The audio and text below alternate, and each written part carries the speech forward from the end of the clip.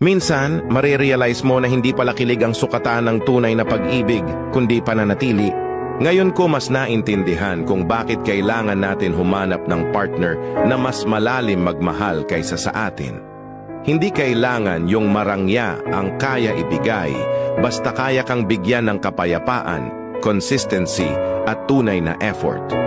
Dahil ang tunay na provider hindi lang nasusukat sa pera, kundi sa kung paano kanya nabibigyan ng seguridad at kapanatagan. Lagi nating nakikita yung mga kwento ng magka-partner na nagmamahalan ng tahimik, pero totoo, yung tipong kahit tumatanda na, hindi sila naghihiwalay ng landas. Yung isa laging nandyan sa tabi ng isa, handang umalalay, handang bumuhat kapag kailangan. Walang ingranding gesture pero puno ng presensya at malasakit. Ito yung klase ng pagmamahal na hindi maingay pero matibay. Yung hindi nangiiwan sa hirap, sa sakit, at sa mga panahong bumibigat ang buhay.